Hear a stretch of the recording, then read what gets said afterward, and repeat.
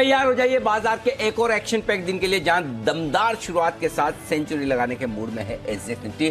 ढेर सारे संकेत और ज्यादातर संकेत हैं आज के लिए बेहतरीन और शानदार। आइए करते हैं शुरुआत शेयर बाजार लाइव की। स्वागत है आप सबका। नमस्कार, मैं हूं अनिल सिंह। और नमस्कार, मैं हूं दीपांशु भंडारी। अनिल जी, कल सेकंड हाफ की बढ़िया रिकवरी, उसी को आज आगे बढ़ाएंगे सर? 100%। और भारतीय बाजारों ने पहले ही तय भी कर लिया था। दिशा दशा भी हमारे पूरी दुनिया भर के बाजारों को दिखा दी थी। और दीप आज थोड़ी देर में मैं आपको दिखाऊंगा एक ऐसा चार्ट जिससे आपको लगेगा कि क्यों हम दुनिया में लीडर बन सकते हैं। एब्सोल्युटली, हम दुनिया में क्यों लीडर बन सकते हैं। एग्जैक्टली, हाँ, लीड कर सकते हैं। ऐसा चार्ट दिखाने वाला हूँ थोड़ी देर में। आइए उससे पहले आज के बड़े ट्रिगर्स देख लें।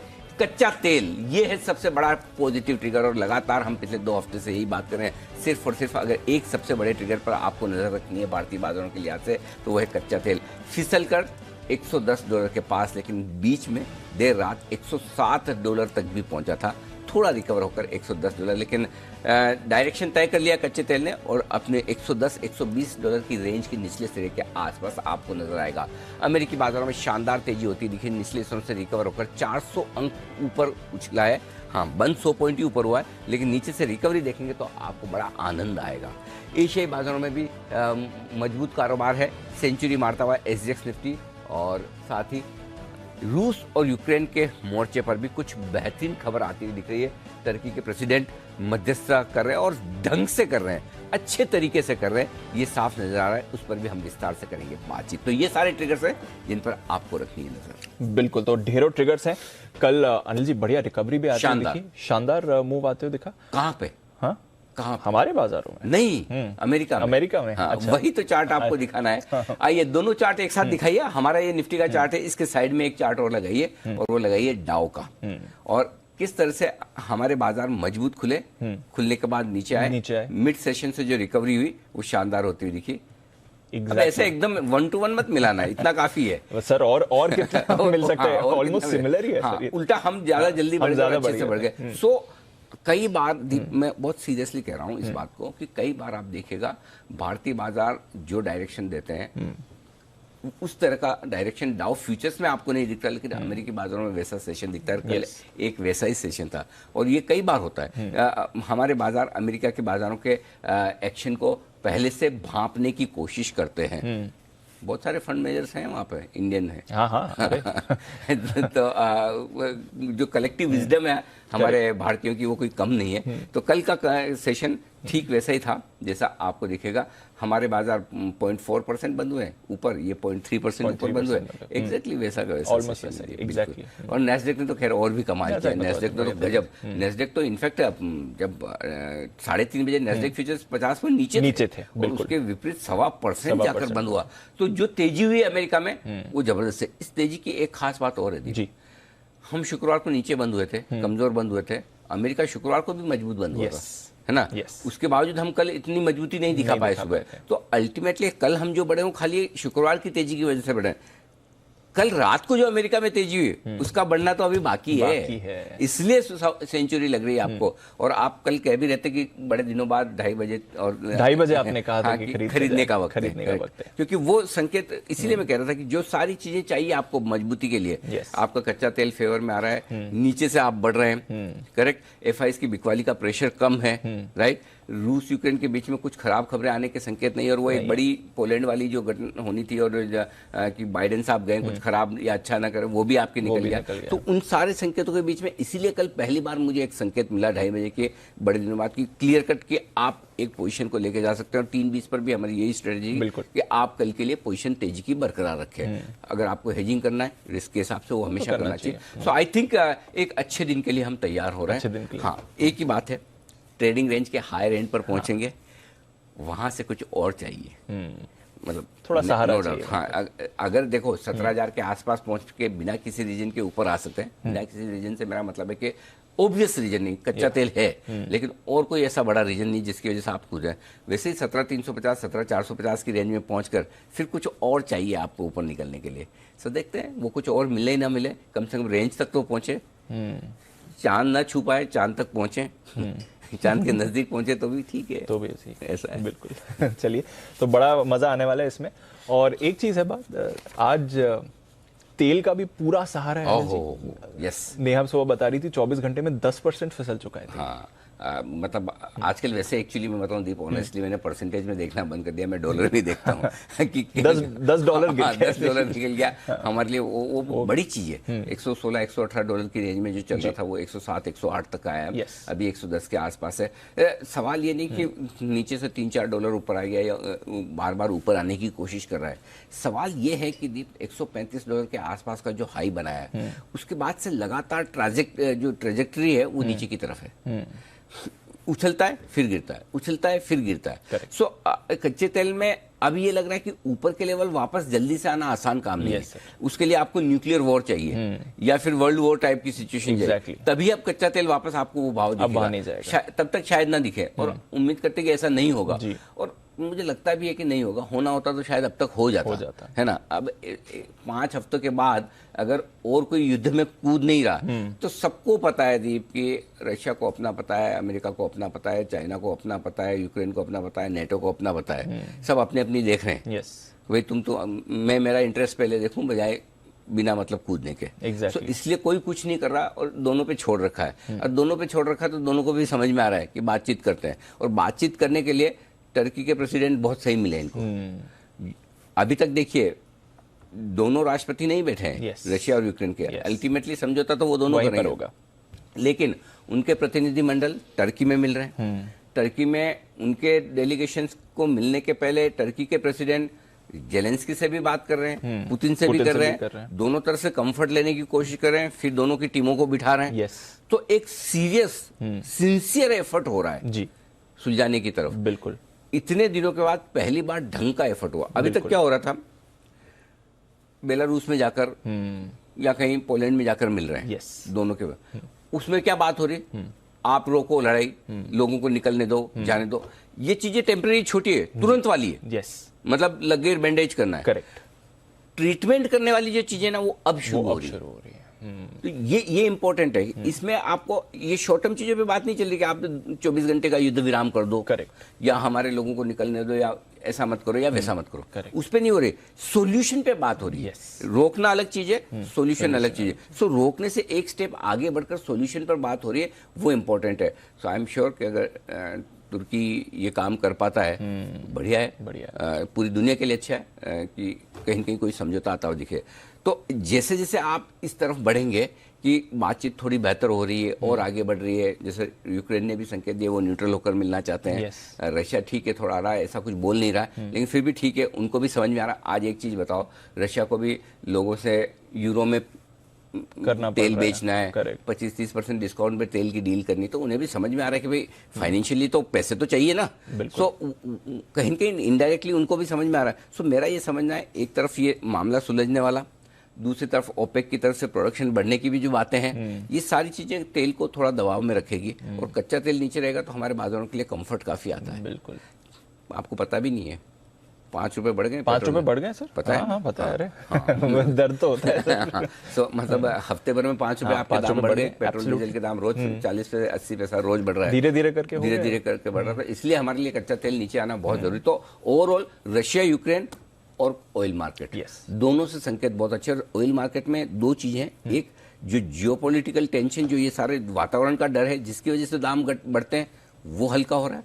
दूसरा डिमांड सप्लाई के हिसाब से सप्लाई बढ़ने के भी पूरे आसार हैं। ओपेक की तरफ से हो सकता है प्रोडक्शन बढ़ाने पर और ज्यादा विचार किया जाए। 4 लाख बैरल 4 लाख हर महीने बढ़ा ही रहे हैं, उससे भी ज्यादा बढ़ा सकते हैं। और बाकी तो ठीक है, लॉकडाउन पे मैं ज्यादा फोकस नहीं करता। ठीक है, शंघाई के लॉकडाउन मेरे लिए बहुत इंपॉर्टेंट नहीं है कि उसकी वजह से कच्चा तेल गिरे, मैं उसकी वजह से चाहता भी नहीं। कच्चा तेल गिरे 2 वजह से गिरना चाहिए, प्रोडक्शन बढ़ने से, और कच्चा तेल गिरना चाहिए कि शांति होने की उम्मीद से। बाकी लॉकडाउन वाली चीजें में कोई खास दम वाली बात नहीं है, पता नहीं है, और मैं तो भरोसा ही नहीं करता इनके चाइना के लॉकडाउन पे। ये खुले तो भी बंद जैसे, बंद है तो भी खुले जैसे, पता ही नहीं चलता क्या हो रहा है, क्या करना चाहते हैं। मतलब गजब ही है यार, इतना बड़ा देश कोई कैसे ऐसे कंट्रोल कर सकता है ऑटोक्रेटिक तरीके से पूरा, बिल्कुल। हाँ, बाहर कुछ आता ही नहीं, बाहर कुछ भी नहीं आता। और इतने बड़े बड़े सारे मतलब जो गूगल देव ये सब वो ढंग से अलाउड ही नहीं है ना। हाँ, मतलब कोई पहुंच ही नहीं पा रहा है, मतलब कमाल ही है। और फिर भी लोग ट्रेड करते हैं। हाँ, फिर भी, वो भी कोई परेशानी नहीं उन्हें। गंदा है पर धंधा है, वैसा है। एब्सोल्युटली, बिल्कुल सही वर्ड आपने पकड़ा इसके लिए। पर चलिए ये है इस समय का सेटअप। तो बॉटम लाइन सर जो आप ये समझा रहे हैं कि अच्छा लग रहा है हमारे बाजार को देखकर, और जो बाकी ग्लोबल सेटअप भी दिख रहा है अनडाउटेडली दीप। और अगर आज आप देखें बहुत दिनों बाद ऐसा है कि आज एक भी संकेत negative, yes sir absolutely, global positive side पर है, जिसका हम विस्तार से बातचीत कर चुके हैं। एफआईएस के भी नेगेटिव नहीं है जी, मैं थोड़ा विस्तार से आगे बताऊंगा। न्यूट्रल है, डीआईस पॉजिटिव है, एफएनओ सेंटिमेंट और ट्रेंड तीनों न्यूट्रल है। तो कल की रिकवरी के बाद सेंटिमेंट न्यूट्रल है, थोड़ा आपको अच्छी रिकवरी मिली। और क्या चाहिए सर, अगर मतलब ले लेंगे एक्सेप्टेबल है, बहुत ज्यादा बढ़िया है। फिर बड़े लेवल्स 17,117, 150 तुरंत सपोर्ट का काम करेगा आज बाजार के लिए। और उसके ठीक नीचे फिर 17,000, 17,075 रॉक बॉटम है आपके लिए खरीदारी की जगह। और कल भी हमने यही लेवल दिया था दीप, 16,975, 17,075 इस रेंज में आए खरीदिए, वहां से नीचे नहीं आया। तो एकदम परफेक्ट 17,000 के लेवल से ही घूमा है। तो रेंज के नीचे के सिरे पर वही वाली बात है। और परसों आपको याद होगा रिकवरी हो रही थी लेकिन कंफर्ट नहीं आ रहा था खरीदारी में, बिल्कुल वो इसलिए नहीं आ रहा था। कल वो कंफर्ट नहीं आने का इम्पैक्ट आपने कल सुबह देख लिया। अच्छे संकेतों के बावजूद एक बार नीचे आए। करेक्ट। तो कई बार अगर है ना दिल से आवाज आती है कि नहीं भाई नहीं आ रहा कंफर्ट, तो ठीक है, उसको सुन लेना चाहिए। नहीं तो कल आप बताओ कि डाउ इतना मजबूत बंद हुआ था फ्राइडे को, क्यों आप कल नीचे खुलते? होना नहीं चाहिए। करेक्ट, खुल के जो नीचे आए। सो आई थिंक कभी कभी मार्केट आपको सेंस देता है, फील देता है, कंफर्ट देता है। कल ऐसा कुछ बहुत बड़ा नहीं बदला था, हमारे बाजार अकेले भागने शुरू हुए थे, लेकिन वो मार्केट आपको सेंस और कंफर्ट दे रहा है कि तेजी करिए। राइट, हो गया था, हाँ, होना था। और जब आप डे टू डे बेसिस पे मार्केट का विश्लेषण करते हैं तो एक गट फीलिंग, वो सिक्स सेंस, वो बहुत इंपॉर्टेंट होता है। वो बहुत, क्योंकि हर लेवल पर देखिए एक बायर है एक सेलर है, तभी ट्रेड हो रहा है तभी आपके भाव आ रहे हैं। बिल्कुल। और दोनों अपने अपने गट से ट्रेड करते हैं। तेजी करने वाले को लगता है कि बढ़ेंगे यहाँ से, बेचने वाले को लगता है घटेंगे, तो कहीं तो जाएगा तो एक ही तरफ। Correct, right. सो इसलिए आपका वो एक जब minute to minute, hour to hour, day to day आप विश्लेषण करें तो ये आपको सेंस डेवलप करना पड़ेगा, ये बहुत जरूरी है। तभी जाके आप मार्केट के डायरेक्शन को सही तरफ पकड़ सकते हैं। सो एनीवे ये हो गया आपका बाय जोन। ऊपर की तरफ 17,300, 350 पहली रेंज है जहां तक जाने की कोशिश करेंगे हम बाजार पे। उसके पार निकलने पर 17,400, 450 फिलहाल ये रेंज दिखती है। 17,450 के ऊपर आप निकाल दें तो मैं इतना खुश होऊंगा कि हो सकता है फिर मैं एक आध दिन छुट्टी ले लूं। अर्जी मैंने पहले डाली थी। तो 17,400, 450 ये ऊपर की रेंज बनकर आती है मुनाफा वसूल की। इसके पार निकलेंगे तो फिर एक बड़े जोन की तरफ जाने की तैयारी करेंगे, वो 17,600, 17,800 की रेंज का। मैं अभी उसकी बात नहीं करूंगा क्योंकि पिछली बार भी बात की थी। 17,350 के पार निकलने के बाद बड़ा ब्रेकआउट हो रहा है, इंट्राडे में हुआ, क्लोजिंग में नहीं हुआ। दूसरे अटेम्प्ट में आई होप कि वी बिकम सक्सेसफुल जी, सीए स्टूडेंट्स की तरह।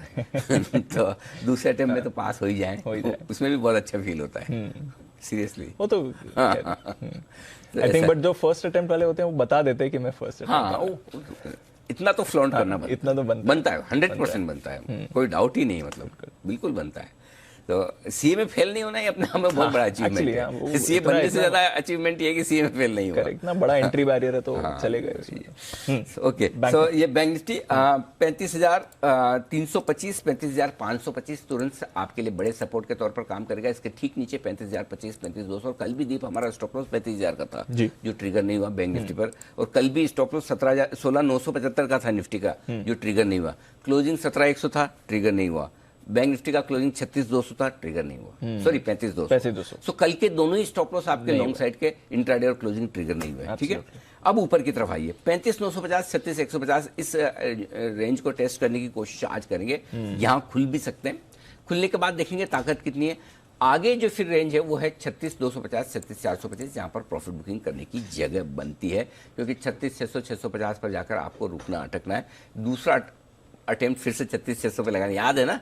जिस दिन 17,350 का ब्रेकआउट मिला था इंट्राडे में, वैसे ही ब्रेकआउट 36,600 पर भी मिला था निफ्टी में। 36,815 पर जाकर रुक गए हम ऊपर में। 800-900 की बड़ी रेंज, सेम यहाँ पर 450 पर जाकर रुके थे।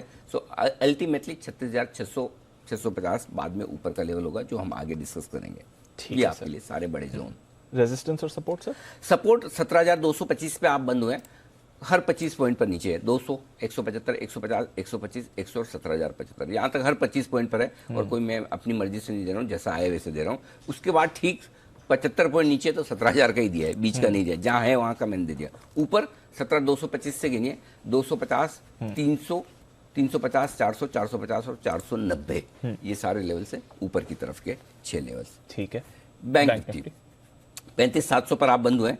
35,525, 425, 325 ये 3 तुरंत लेवल हैं। 35,200 और उसके बाद 35,025 ये 5 लेवल ये नीचे सपोर्ट, क्योंकि 35,000 के नीचे की अब डाउन साइड में गिरना होता तो 35,000 कल ही तोड़ लेता। Exactly. अब कल नहीं तोड़ा, पिछले हफ्ते नहीं तोड़ा, तो अब हम उसको सपोर्ट ले लेंगे आज गैप से खुलने के बाद। ऊपर 35,700 पर जहां बंद हुए वहां से 35,900, 950 दो छोटे लेवल हैं। 36,025, 36,150 और 36,250 मीडियम लेवल है।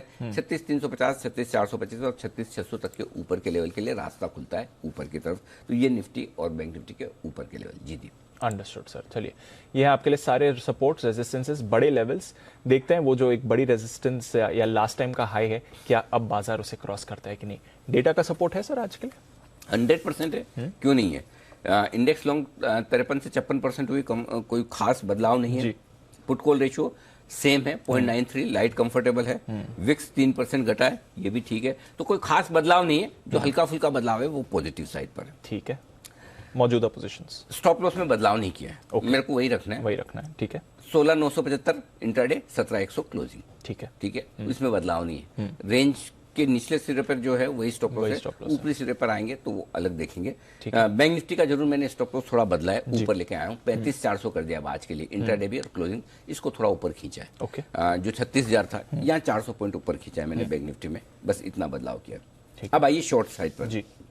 अगर आप हैं तो 17,350 एक ही स्टॉप लॉस है आपका शॉर्ट साइड पर, इंट्राडे भी और क्लोजिंग भी। ठीक है। और बैंक निफ्टी पर 36,050 का। अब किसी को बहुत डीप रखना है क्लोजिंग बेसिस का, तो इस पूरे रनअप में 36,428 की बेस्ट क्लोजिंग आपको मिली है जी। लेकिन आपको क्यों 400 और 300, 700 पॉइंट दूर का स्टॉप लॉस रखना है? तो मेरे ख्याल से 36,050 ही काफ़ी है। 35,000 के नीचे आप गए नहीं, और अगर अब 36,000 के ऊपर वापस निकल कर बंद हो जाते हैं तो आप थोड़े ऊपर के जोन में एंटर कर रहे हैं, इसलिए आप 36,050 का स्टॉप लॉस रखिए। ठीक है। इंट्राडे भी और क्लोजिंग में। ठीक है, चलेगा। नई पोजीशंस खरीदना है निफ्टी। खरीदने के लिए मैं इंट्राडे का स्टॉप लॉस 16,975 का होता है, लेकिन वो नहीं दे रहा। स्टॉप लॉस आपका 17,150 काफी है, और एक बार आप 17,350 के आसपास पहुंचेंगे तो 17,225 का या 17,200 का ही काफी होगा, जो कल की क्लोजिंग का है। सो अभी 17,150 को स्टॉप माने, 17,200 लेवल देखकर ध्यान से पढ़ना जी। कभी कभी मुझे मजा आता है ऐसा कि इस एग्जैक्ट लेवल नहीं दूंगा, अलग अलग निकाल के दूंगा। तो 17,290 पहला है, 17,315 दूसरा, 17,340, 17,390, 17,435 और 17,490। आपने जय ठक्कर वाले लेवल्स निकाल लिए। वैसे तो क्या राउंड फिगर में तो वही हो जाता है, 300, 350, बट ये एग्जैक्ट लेवल्स। हाँ एग्जैक्ट, कभी कभी अलग अलग तरीके से भी देना चाहिए। सो मैंने कहा चलो आज अलग तरीके से दिए जाए, एग्जैक्ट देने की कोशिश करते हैं। रेंज बाउंड मार्केट में मिल भी जाते हैं। आप बोलते भी हैं आप ये बात कि उसमें थोड़ा एग्जैक्ट लेवल्स और क्लियरली आ जाते हैं। तो इसलिए ये सारे लेवल से ऊपर की तरफ अगर आप निफ्टी खरीदते हैं तो जो लोग शॉर्ट करना चाहते हैं 17,350 से मूड बनाए, वहां पर ये देखिए कि क्रूड क्या चल रहा है।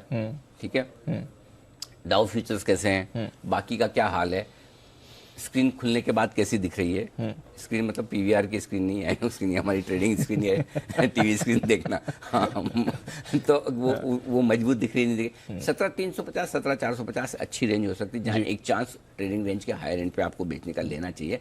स्टिक स्टॉप लॉस 17,525 का होगा, 17,300, 17,250, 225, 200, 175, 150, मतलब ऊपर से ये सारे लेवल से जिनके लिए आप शॉर्ट पोजीशन बना सकते हैं निफ्टी में। अंडरस्टूड। अब बैंक निफ्टी, बैंक निफ्टी में भी खरीदना है 35,400 के स्टॉप लॉस के साथ दी। 35,900, 35,950 दो छोटे टारगेट है जहां हम खुलेंगे। 36,025, 36,150 ये मीडियम टारगेट है। 36,250, 36,350 बड़े टारगेट, और फाइनल टारगेट 36,425 और 36,600 के बनकर आते हैं बैंक निफ्टी के लिए। यहां तक की यात्रा मैक्सिमम कर सकता है अगर की तो, नहीं तो शायद 36,250, 36,150 के आसपास ही आज रुक जाए। फिर भी ऊपर के लेवल अगर आ जाए, कोई मूड माहौल बिल्कुल ही बदल जाए, कोई बहुत अच्छी खबर आ जाए टर्की से, क्रूड $100 हो जाए, हो सकता है। सोचिए 100 में भी आजकल हम खुश हो जाएंगे। सोचने में क्या जाता है, हाँ, आशा कर सकते हैं, उम्मीद तो रखनी चाहिए। सो ये हो जाए तो क्यों नहीं 36,600 आ सकता है। बेचने की बात करेंगे बैंक निफ्टी पे 36,250 से बैंक बेचने का मूड बना है। 36,425 की रेंज में 250, 325, 425 अच्छी जगह है जहां बेचा जा सकता है। इनफैक्ट 36,600 तक बेचा जाना चाहिए, इसीलिए स्टॉप लॉस थोड़ा दूर दिया है 36,650 का। अगर आपको समझ में आए तो ही ट्रेड करें, नहीं तो जितना 36,650 के नजदीक बेचेंगे स्टॉप लॉस यही रहेगा। स्टॉप लॉस नहीं बदलेगा, आपके बेचने की जगह बदल सकती है। आप नीचे बेचो मत बेचो आपकी मर्जी है, लेकिन स्टॉप लॉस सेम रहेगा। और नीचे के टारगेट जो बनेंगे 36,150 और 36,025 छोटे टारगेट हैं। 35,950, 35,900 मीडियम टारगेट, और बड़े टारगेट भी कोई बड़े दूर के नहीं है, 35,750 और 35,525 बस। ठीक है, 1 बाय 1 सेल बैंक निफ्टी में भी, निफ्टी में कोई एग्रेसिव ये वो अलग अलग है ही नहीं। ठीक है सर, लेवल्स क्लियर है तो क्या लेवल क्लियर है, वहाँ से? रेंज क्लियर है, डेटा क्लियर है। जब बदलेगा रेंज से बाहर निकलेगा तब की तब देखी जाएगी। ठीक है, क्लियर। पर बदलाव बहुत सारे हुए हैं बैन लिस्ट में सर। पीवीआर आ गया है बैन में, पर उसके सामने देखिए SAIL, L&T finance, Indiabulls housing, 3 high beta stocks ban से बाहर आ गए हैं। वोडाफोन और आइडिया भी बने हुए, वोडाफोन और सन टीवी अभी भी बने हुए हैं। एक्सपायरी का वक्त नजदीक आ रहा है तो इसलिए थोड़े बैन लिस्ट में बदलाव हो रहे हैं। तो एल&टी फाइनेंस तो खाली एक ऐसे घूमने के लिए गया था, ये तो बैन वाला आदमी है ही नहीं, मतलब एग्जैक्टली बैन वाले तो हैं आपके सेल और आईबुल। उसमें बहुत लोगों को राहत मिली हुई है एक्चुअली ना। इसमें एक चीज बहुत इंटरेस्टिंग है जी, क्यों सेल और आईबुल हाउसिंग ज्यादातर वक्त बैन में रहते हैं और क्यों आखिर में वापस बैन से बाहर निकल जाते हैं, उसके पीछे की एक साइकोलॉजी है जी। और वो इंटरेस्टिंग ये हो सकती है कि ज्यादातर रिटेल लॉन्ग एंड में बराबर है। आईबुल में भी 260-70 से जो गिरना शुरू हुआ है ना, सेम सेल भी 135-40 से 2 क्वार्टर इतने बम्पर रिजल्ट के बाद भी 100 पार नहीं होता है, इससे टिकता नहीं है। तो जैसे एक्सपायरी नजदीक आती है बैंक से बाहर आ जाता है, सारे रिटेल वापस अगले महीने के लिए रोल ओवर करते हैं। 1 महीने की फिर पार्किंग, ठीक है। 1 महीने की पार्किंग में क्या होगा, 5-10% सेल बढ़ेगा महीने में, 5-10% आईबुल बढ़ेगा। लोगों को लगता है कि हमने ठीक किया रोल ओवर करके, और जैसे एक्सपायरी के नजदीक आएगा फिर नीचे आ जाते तो आपका हवाला तो ऊपर आता ही नहीं। तो अटके तो पार्किंग परमानेंट होके रखी है, तो वो पार्किंग वापस आपकी अगले महीने के लिए पक्की हो जाए, इसके लिए बैंक से बाहर आए। कड़वा सच है ये, कड़वा सच है ना, सही बात आप करके देखिए इस चीज को। आशीष हमारे साथ है, आशीष इस पर रिसर्च करेंगे, बैंक से बेनिफिट करते थे, तो ये देखिए कि किस तरह से ना एकदम वो सीरीज के दौरान क्या मुंह होता है, एक बड़ा मुंह आता है जिसमें कुछ होता नहीं है, उसमें वापस वो बैन में चले जाता है, ठीक है। सीरीज की एंड में बैन से बाहर आता है, लोग रोल ओवर करते हैं, फिर 1 महीने की पार्किंग, और आपकी क्लोजिंग प्राइस या तो नीचे ही आएगी या उसके आसपास, ऊपर नहीं आएगी। अटके रहने वाले पिछले 3-4 महीनों को आशीष देखिएगा जरा, बिल्कुल मजा आएगा आपको, देखोगे। ये ऑब्जर्वेशन मेरा हो सकता है गलत हो, लेकिन पिछले 3-4 महीने के डेटा और जो ऑब्जर्वेशन है उसको डेटा से आप थोड़ा सपोर्ट करिएगा। इंटरेस्टिंग डेटा निकल कर आएगा, इस पर नजर रखेंगे। पर आपने जो इंटरेस्टिंग बात कही, फंड्स का डेटा जो आज आपने न्यूट्रल रखा है, ये क्यों? हाँ, 800 करोड़ की बिकवाली के बावजूद दीप देखिए 800 करोड़ की बिकवाली की है एफआईज ने कैश मार्केट में। ये आंकड़ा छोटा है, 3 डिजिट में आंकड़ा दिखता नहीं है, तो कम से कम बड़ा नहीं बेचे। करेक्ट। सामने वैसे देखा जाए तो 500 करोड़ के स्टॉक्स भी बेचे, तो कुल मिला के कितना बेचा है? 1353 करोड़ के इंडेक्स फ्यूचर्स खरीदे हैं। तो जितना कैश स्टॉक्स कैश और फ्यूचर मिला के बेचा है, उतना इंडेक्स खरीद लिया, बराबर का मामला है। देखो कायदे से तो नेगेटिव रखना चाहिए, लेकिन मैं भी थोड़ा ऑप्टिमिस्ट हो रहा हूँ। ट्रेंड पिछले 2-3 दिनों का ये दिखा रहा है कि धीमे धीमे खरीदने के मूड में फिर आ रहे हैं, इसलिए मैंने इसको न्यूट्रल रखा है कि भाई नेगेटिव नहीं है, जितना लिया उतना ही बेचा, तो हम उसको न्यूट्रल मानेंगे। 1162 करोड़ की खरीदारी घरेलू फंड की हुई है, ये अच्छी है। साल के अंत में वो तो मतलब फाइनेंशियल ईयर के अंत में वो करेंगे, उनको तो एनएवी बढ़ानी है अपने फेवरेट स्टॉक्स की, बिल्कुल। तो ये उस हिसाब से डेटा थोड़े बेहतर है आज। डन, तो चलिए अच्छा डेटा है। वायदा कारोबार के डेटा सर 17,200 यही सबसे इंपॉर्टेंट लेवल है जिसके ऊपर आप बंद हुए। 41 लाख शेयर पुट में है, 48 लाख शेयर कॉल में है। अब 17,200 तो आपका बेस हो गया, ठीक है। ये कॉल राइटर आज मुसीबत में है, 48 लाख शेयर हैं, कम नहीं है। 17,300 पे 46 लाख शेयर, ये भी मुसीबत में है। तो आप अगर 17,370 पे खुलने की तैयारी कर रहे हैं, 50 पॉइंट की प्रीमियम गिनो, 17,300 325 के आसपास खुलेंगे, तो पहले तो 17,200 का कॉल राइटर रिस्क पे है, नीचे आते वो सपोर्ट दे देगा।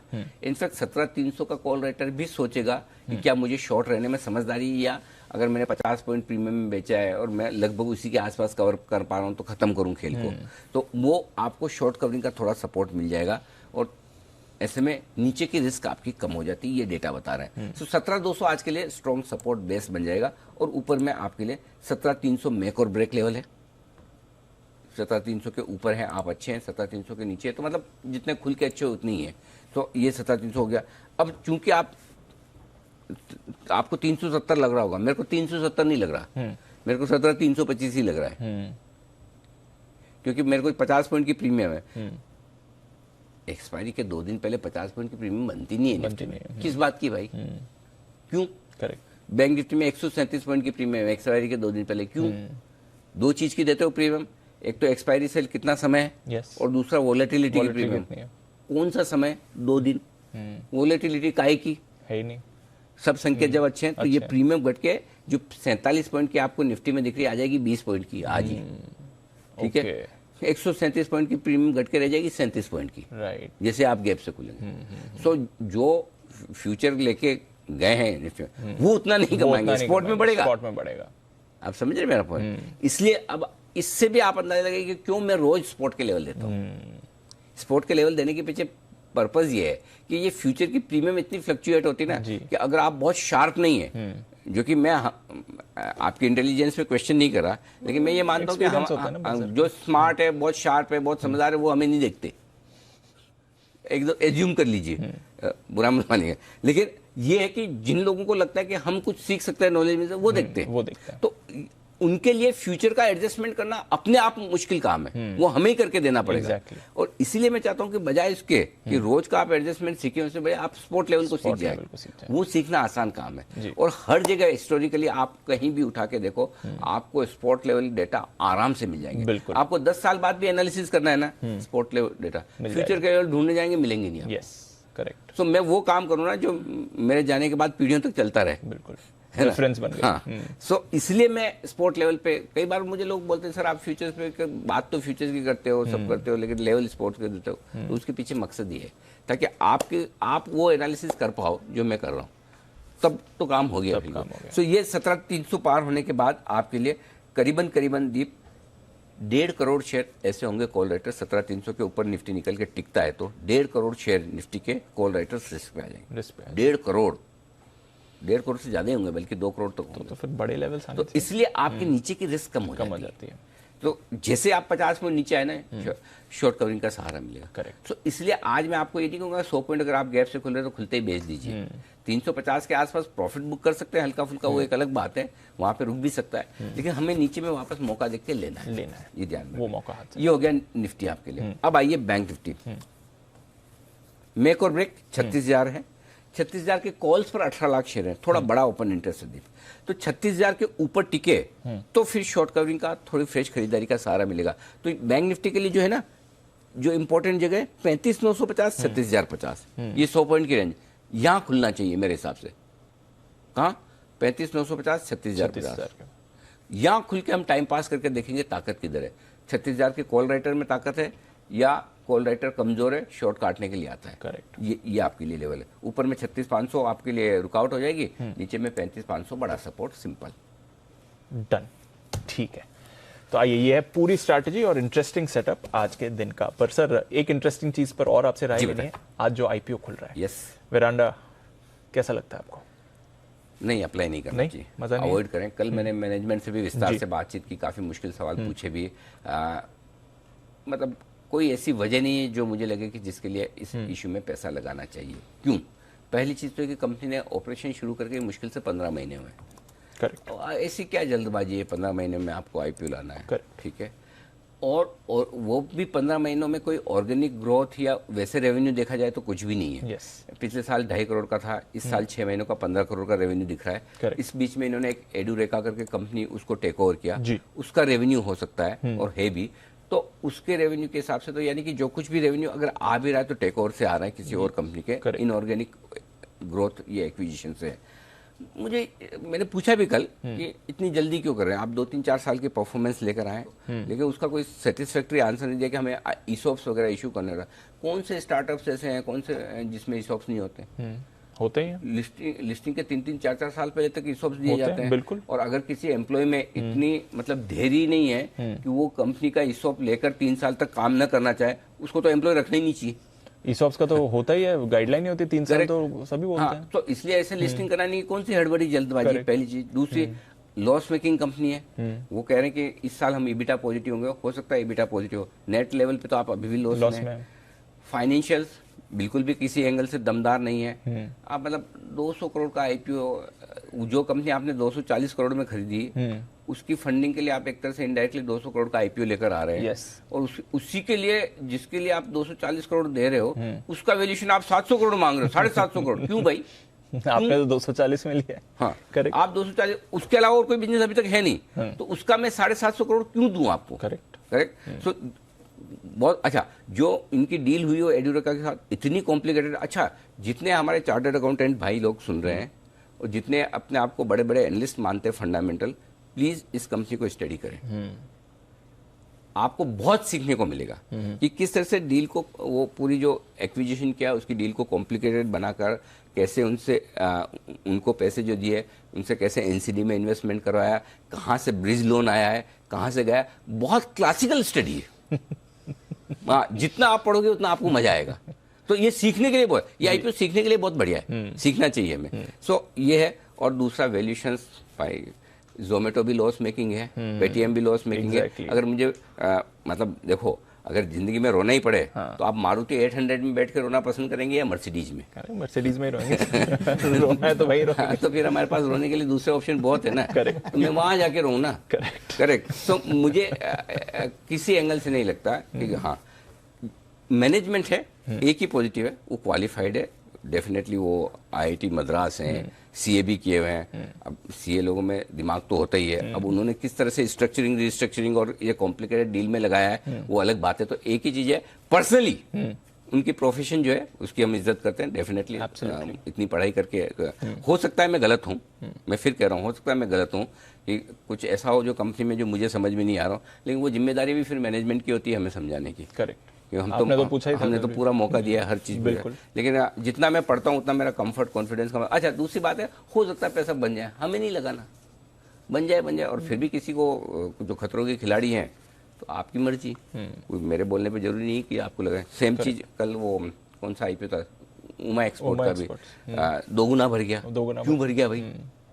क्योंकि छोटा आईपीओ है, सबको लगता है गेम हो जाएगा। करेक्ट। हाँ, वो आपकी रिस्क है। मैं फंडामेंटल एनालिसिस कर सकता हूँ कि फंडामेंटली मुझे आप बताओ, कौन सी ट्रेडिंग कंपनी में आज तक पैसा बना है? कौन सी एजुकेशन कंपनी, एक बता दो जिसमें पैसा बना है। एक कंपनी तो बताओ, कोई नहीं, जिसमें लोगों का पैसा बना हो। कोई नहीं। एक कंपनी लिस्टेड ऐसी नहीं जिसमें लोगों ने वेल्थ बनाई। बिल्कुल। तो फिर ट्रैक रिकॉर्ड है, फिर इतने सारे सवाल हैं। Thank you very much. नहीं लगाना है। क्लियर सलाह अनिल जी की तरफ से, इस इशू को आप अवॉइड करें। आइए फिर अपडेट्स ले लेते हैं, बाकी जो बाजार में एक्शन चल रहा है और साथ ही आज ब्रोकरेजेस की नजर भी। वरुण, कुशल और साथ ही आशीष। वरुण, मॉर्निंग बताएं ट्रिगर्स और खबरें। गुड मॉर्निंग दीप। तो यहाँ पे टाटा कंज्यूमर्स की आज बोर्ड की बैठक है, तो यहाँ पे वो फंड जुटाने पे विचार करने वाले हैं, तो इसके चलते इस कंपनी पे नज़र होगी। और सेबी की भी बोर्ड बैठक है आज, तो यहाँ पे नज़र रखिएगा।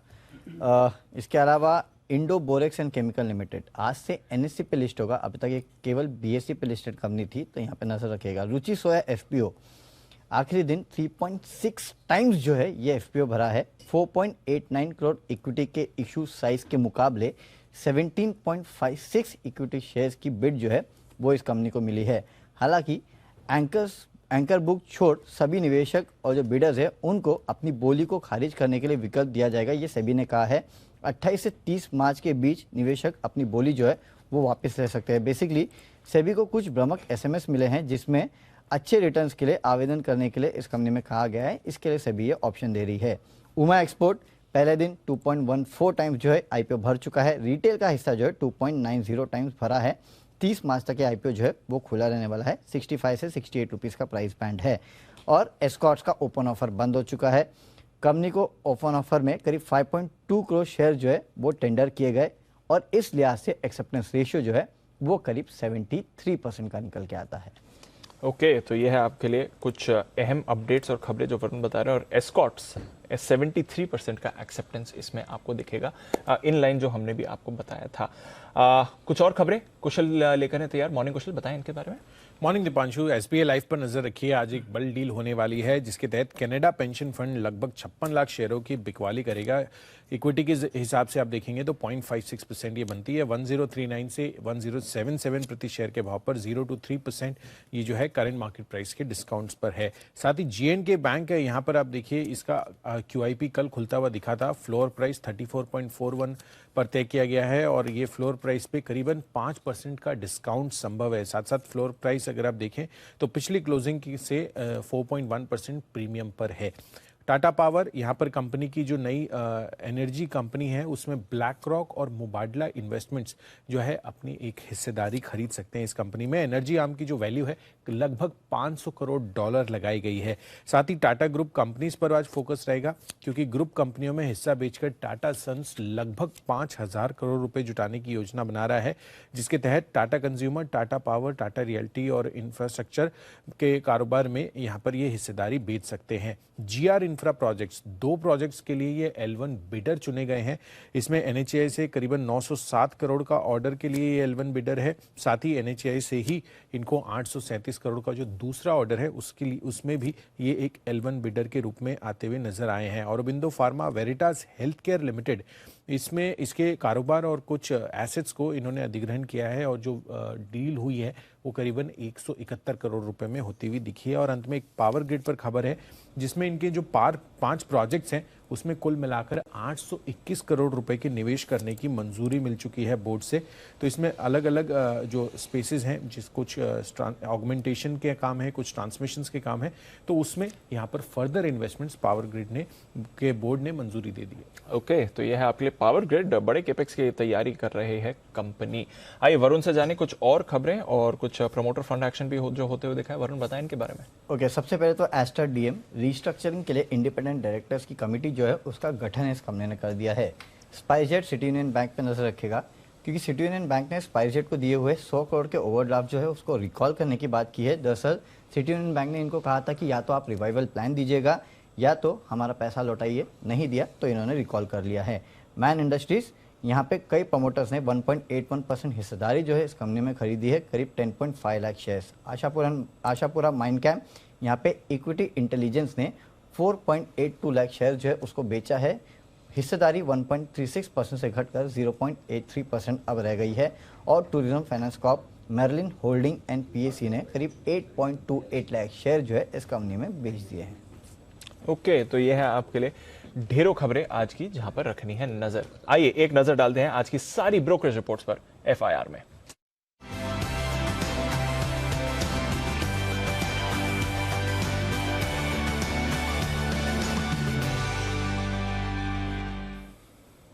मॉर्निंग आशीष, बताएं क्या कह रही हैं आज की रिपोर्ट। Good morning Deepanshu. देखिए, चोला इन्वेस्टमेंट यहाँ पर CLSA की तरफ से डाउनग्रेड आया है, रेटिंग को डाउनग्रेड कर दिया, लेकिन जो लक्ष्य है वो यहाँ पर अगर देखें तो बढ़ाकर 825 कर दिया। और ये कह रहे हैं कि 2 व्हीलर और ट्रैक्टर्स को छोड़ दें तो बाकी सभी व्हीकल फाइनेंसिंग में जो है अच्छी बढ़त यहाँ पर देखने को मिल रही है, जिसके चलते उन्होंने FY 23-24 EPS के एस्टिमेट में जो है 1 से 4% की बढ़ोतरी भी की है और जिसके चलते जो है यहाँ पर देखें टारगेट प्राइस भी इंक्रीज किए गए हैं। मैक्स फाइनेंशियल्स एक और NBFC जहां पर आपको नजर रखनी चाहिए। CLSA की तरफ से रिपोर्ट आई है, खरीदारी किराए को बरकरार रखा है। 1030 रुपए के लक्ष्य के लिए 703 की क्लोजिंग है। ये मान रहे कि नियर टर्म में थोड़े से चैलेंजेस हैं, लेकिन वैल्यूएशन इन्हें आकर्षक नजर आ रहे हैं, जिसके चलते खरीदारी किराए दे रहे हैं।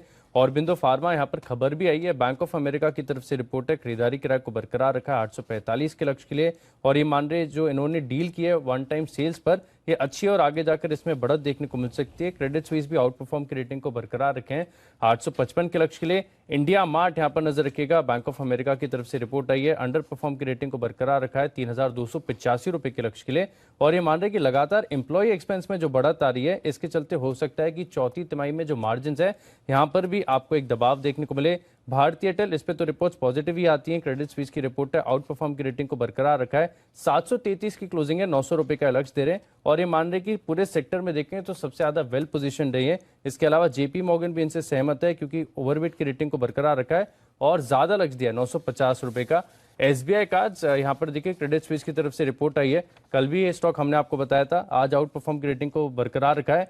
847 की क्लोजिंग है, 1100 रुपए का लक्ष्य दिया है। और वरुण ध्यान से सुने, ये कह रहे हैं कि मार्केट शेयर में जो है लगातार यहाँ पर बढ़त हो रही है, आगे भी जो है बरकरार यहाँ पर देखने को मिलेगी। बुल वर्सेस बेयर की राइवलरी बढ़ रही है ऐसे। नहीं मॉर्निंग शो तक ले आई है। देखो ये राइवलरी आईपीएल जैसी रहे तब तक ठीक है, इंडिया पाकिस्तान वाली फ्रेंडली फाइट। बताइए। और वोल्टास से क्रेडिट स्विस की रिपोर्ट आई है, न्यूट्रल की रेटिंग को बरकरार रखा है। 1225 के लक्ष्य के लिए 1232 की क्लोजिंग है। लेकिन ये कह रहे हैं कि वोल्टास के मुकाबले हैवेल्स अच्छे वैल्यूएशन पर मिल रहा है और कारोबार भी डाइवर्सिफाइड है। न्यूजेन सॉफ्टवेयर, यहाँ पर जेफरीज की तरफ से रिपोर्ट है, खरीदारी किराए को बरकरार रखा है। लक्ष्य 770 से घटाकर 650 कर दिया, 480 के करीब की जो है क्लोजिंग है। और अंत में एशियन पेंट्स, यहाँ पर मैक्वायरी की तरफ से रिपोर्ट आई है, आउट परफॉर्म की रेटिंग को बरकरार रखा है। लेकिन जो लक्ष्य है वो 3800 से घटाकर 3650 कर दिया, 3027 रुपए की जो है क्लोजिंग है। ओके, तो ये हैं सारी रिपोर्ट्स, जिनमें एक है बड़ा डाउनग्रेड और वो है मेरिल लिंच की तरफ। तो जो इंडिया मार्ट 3285 अभी के भाव से बहुत नीचे है। 4400 रुपए का भाव है, 3300 रुपए का टारगेट दे रहे हैं। Very good. ओके, तो ये है स्टॉक्स जो आज रहेंगे आपको एफआईएस की ब्रोकरेज के रिपोर्ट्स के दम पर। आइए अब करते हैं मेहमानों का स्वागत। वक्त है पिक ऑफ द डे का।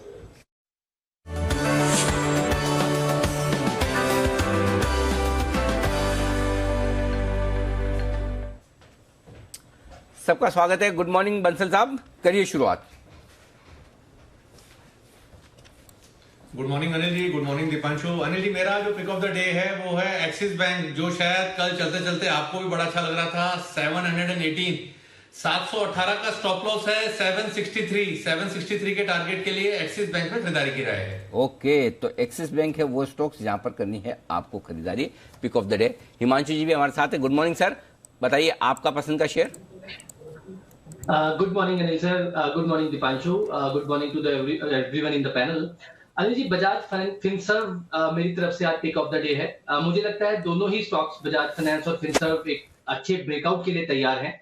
तो बजाज फिनसर्व खरीद कर चलेंगे अनिल जी। 16750 का पहला टारगेट फ्यूचर्स में, उसके ऊपर अगर निकलता है तो 17050, 17100 तक का भी टारगेट इंट्राडे में ही आते हुए देखने को मिल सकते हैं। 16400 के स्टॉप लॉस के साथ बजाज फिनसर्व है अनिल जी मेरी तरफ से pick of the day. Okay, तो बजाज फिनसर्व हैं वो स्टॉक्स जहां पर खरीदारी करने की राय हिमांशु जी की तरफ से। टारगेट भी काफी आपके लिए बड़े बड़े आते हुए दिख रहे हैं। 16750 पहला टारगेट है और 17050 दूसरा। 16400 का लगाना है आपको स्टॉप लॉस भी। ये आपके लिए दोनों टारगेट हैं। आइए कुणाल जी भी हमारे साथ है। कुणाल जी गुड मॉर्निंग, बताएं सर आपकी पसंद का शेयर आज के लिए। Good morning Anil ji, good morning Deepanshu. Anil ji, आज की खरीदारी की राय वही स्टॉक है जिस पर कल मैंने और राकेश जी ने चर्चा की थी। स्टॉक का नाम है अडानी एंटरप्राइजेस और इसमें 1880 के ऊपर एक ब्रेकआउट आया था। मैंने और राकेश जी ने पिक ऑफ द डे में कल ही इसको दे दिया था, आज भी दोहराऊंगा अनिल जी, खरीदारी करके चलना है। अडानी एंटरप्राइजेस में एक बड़ा ब्रेकआउट क्लोजिंग बेसिस पर कल देखा गया है और मुझे उम्मीद है अनिल जी कि स्टॉक आपको 2000 के लेवल्स दिखाएगा। इन स्तरों पर बाय करके चलने की मेरी राय है। स्टॉप लॉस रख ले 1882 रुपए पर, 1882 पर। पहला टारगेट 1945 का और इवेंचुअल टारगेट 1980 रुपए का है। खरीदारी की राय है अडानी एंटरप्राइजेस। ओके, तो ये है आपके लिए दो टारगेट अडानी एंटरप्राइजेस से कुणाल जी की तरफ से। पहला टारगेट है कुणाल जी के बर्थ ईयर का 1945 का, दूसरा टारगेट है बंसल जी के बर्थ ईयर का 1980। ठीक है, स्टॉप लॉस आशु जी की बर्थ ईयर का 1882। ठीक है कुणाल जी। अनिल जी एक चेंज है बस अनिल जी। जी बताएं। अनिल जी, मेरा जन्म का साल है 1980 और बंसल जी का है 1945। बस बाकी सब ठीक है अनिल जी। थोड़ा इंटरचेंज हो गया शायद, ऐसा लगता है। मतलब दोनों में से एक का किसी का होना चाहिए। क्यों बंसल जी? नहीं अनिल जी, ये सरासर चीटिंग है। अनिल जी, अगर मैंने कल वाला पिक ऑफ द डे सुबह सुबह दिया होता तो आप आरोप लगाते कि काम नहीं करा है। और कुणाल जी को आपने एक बार भी नहीं बोला, और इसलिए नहीं बोला अनिल जी क्योंकि कुणाल जी आज आए हॉलीवुड स्टाइल में। हॉलीवुड के लोग अनिल जी स्लीव्स फोल्ड करके टाई पहनते हैं। अच्छा, इंडिया में अनिल जी कहाँ कौन पहनता? कभी आपने पहनी अनिल जी स्लीव फोल्ड करके टाई? नहीं बिल्कुल कुणाल जी अनिल जी आज हॉलीवुड मूड में है। बिल्कुल नहीं पहनी, और मैंने हॉलीवुड की पिक्चर देखी भी नहीं है, इसलिए मुझे पता भी नहीं है। अब आपने बोला तो फिल्म देख के पता लगाने की कोशिश करो। जरा हाथ खड़ा करिए कुणाल जी, वाकई में सही कह रहे हैं क्या? मुझे भी पता नहीं था। दिख तो ओ, रहे, दिख तो रहे। वाह क्या अनिल बात जी, है। पता तो मुझे भी नहीं था कि हॉलीवुड स्टाइल है, हाँ। पर अब से मैं मान लेता हूँ अनिल जी। अरे अच्छी चीज है, कॉम्प्लीमेंट ही मिल रहा है, क्या दिक्कत है। लेकिन बंसल जी कहाँ से, मतलब हॉलीवुड तक भी पहुंचे हैं बंसल जी के, तो ज्ञान अथाह है, भंडार है। आइए किरण जी तैयार है हमारे साथ। किरण जी गुड मॉर्निंग, बताएं sir. Anil ji very good morning, दीप मॉर्निंग। मेरा कैश वाला स्टॉक रहेगा गुजरात अंबुजा एक्सपोर्ट्स लिमिटेड, इसको बाय करने की सलाह दे रहा हूँ।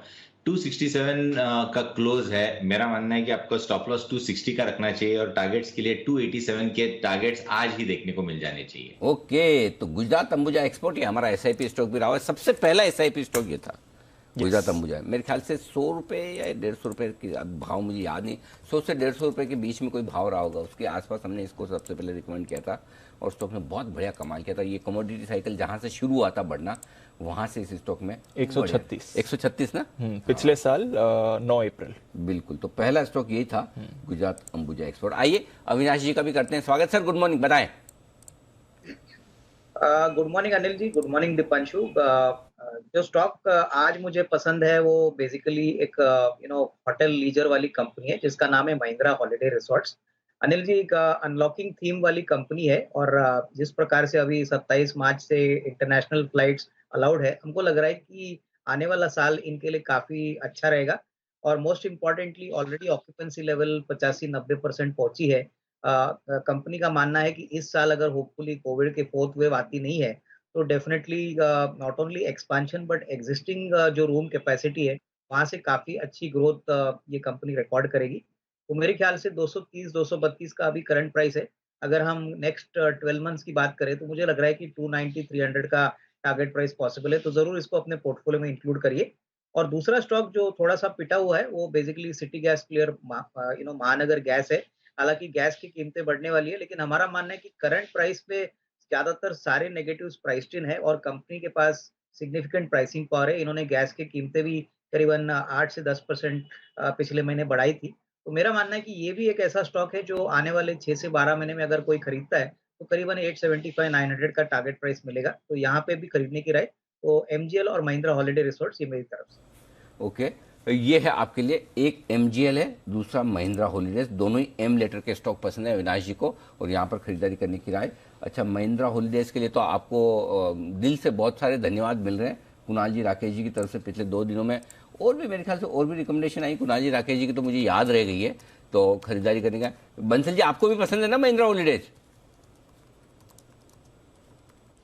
अनिल जी काफी पसंद है और इसको अनिल जी हमने अभी तो रिसेंटली रिकमेंड करा है, इससे पहले भी हमने 20-25 रुपीज नीचे भी रिकमेंड करा हुआ है, काफी पसंद है।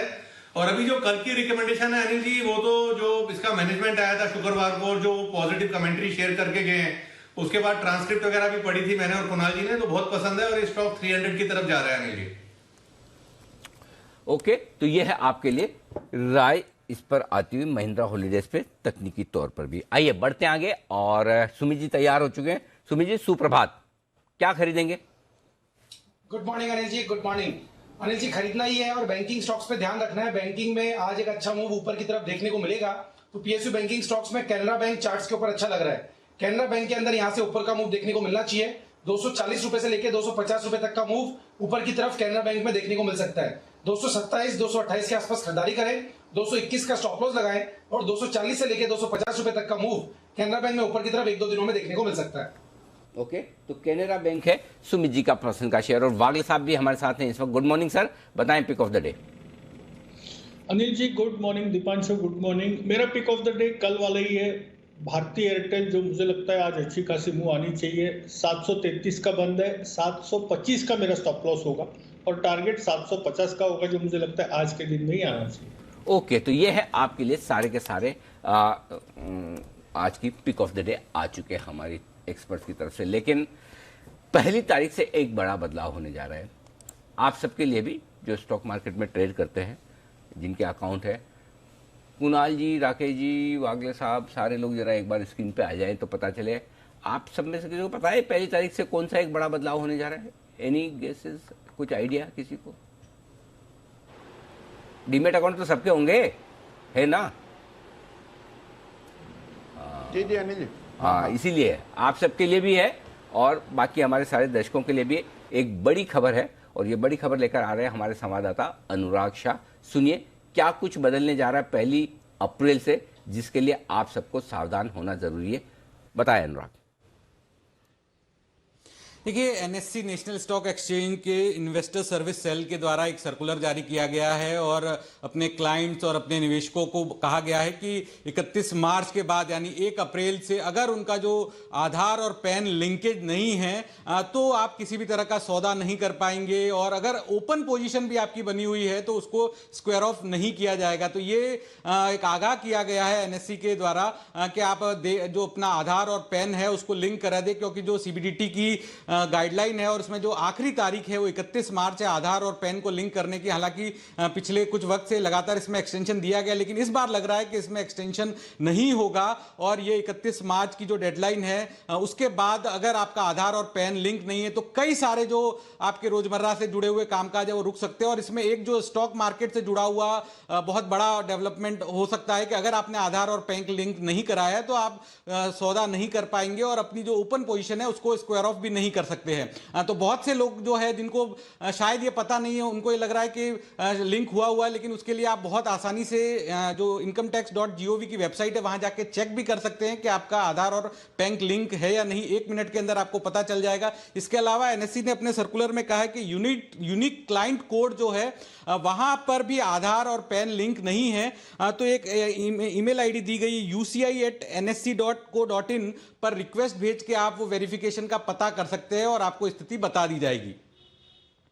ओके, तो 1 अप्रैल से अगर आपने अपने आधार कार्ड और पैन कार्ड को लिंक नहीं किया है तो आप ट्रेड नहीं कर पाएंगे। नया पुराना, अनुराग कह रहे हैं पुराना भी नहीं, पुराना ट्रेड भी कोई रिवर्स करना तो नहीं हो पाएगा अनुराग, होगा ही नहीं ट्रेड, बराबर है? नहीं हो पाएगा।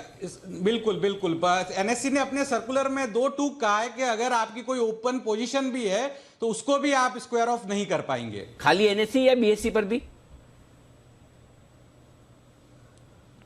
ये सर्कुलर है, हम जो बात कर रहे हैं वो एनएससी का है, लेकिन ये तमाम सभी के लिए लागू होगा क्योंकि जब आपका पैन कार्ड ही वैलिड नहीं रहेगा तो फिर डीमेट अकाउंट में आप किसी भी तरह के सौदे नहीं कर पाएंगे। तो एक तरह से 31 मार्च से पहले एक्सचेंजेस के द्वारा निवेशकों को बताया गया है कि वो चेक कर ले कि उनका पैन कार्ड और आधार लिंक है या नहीं, क्योंकि बहुत सारे लोग जो है उन्हें पता नहीं होता है या वो उसको लाइटली लेते हैं और बाद में जब अगर सौदा काटने जाए या नया सौदा करने जाए तो वो नहीं हो पाए तो उसमें काफी दिक्कत आएगी। हालांकि जो नियमों के मुताबिक प्रोविजन रखा जाता है कि आप 10,000 से ज्यादा का फाइन करके ड्यू डेट के बाद कर सकते हैं, लेकिन उसमें वक्त लगता है और इसमें निवेशकों का काफी ज्यादा नुकसान भी हो सकता है। अच्छा, तो अब 2 चीज आप और करिए अनुराग, जब आपने इतनी बढ़िया खबर दी है और सबको चेताया है, पहले तो ये भी चेक कर लीजिए एक बार वापस से कि क्या सेम रूल बीएससी पे भी लागू हो रहा है। Point number 1। पॉइंट नंबर 2, हालांकि आपने छोटा लिखा है, लिख के दिया है कि ये वेबसाइट पे जाइए, ये कीजिए, लेकिन एक लिंक और करिए कि किस तरह से एक आम इन्वेस्टर आसानी से अपना पैन और आधार को लिंक कर सकता है। एक वीडियो बनाइए, ठीक है, कि कैसे कैसे किस वेबसाइट पे कैसे जाना है, क्या क्लिक करना है, ये दोनों करिए ताकि हमारे दर्शकों का काम आसान हो जाए। तो आज तुरंत प्रभाव से ये काम आप कर दीजिए, ठीक है। बीएससी से भी कंफर्म कर लीजिए और एक प्रोसेस बता दीजिए, क्योंकि अभी क्या आज के इतनी 29 तारीख होगी, बचे कितने 3 दिन, आजकल परसों में ही करना पड़ेगा। एग्जैक्टली, ठीक है ना, थर्सडे तक करना है। आपके जिम्मे ये काम सबके लिए, ठीक है, परफेक्ट। तो चलिए अनुराग आपको बताने के लिए तैयार कि किस तरह से आपको लिंकेज करना है, लेकिन ये खबर बड़ी है, ध्यान में रखिए। हो सकता है एक्सटेंशन हो जाए, लेकिन उसके भरोसे आप ना बैठे रहेगा, एक्सटेंशन हो जाएगा। सिंपल प्रोसेस है सर, 5 मिनट का काम है, क्यों आप डिले हाँ, कर रहे हो? एग्जैक्टली, खत्म मुश्किल से छोटा सा तो काम है। पैन कार्ड है ही है, आधार कार्ड है, लिंक की तो करना है भाई, जरा जाओ वेबसाइट पे कर लो, बड़ा वो भी अनुराग आपको बता देंगे कैसे करना है।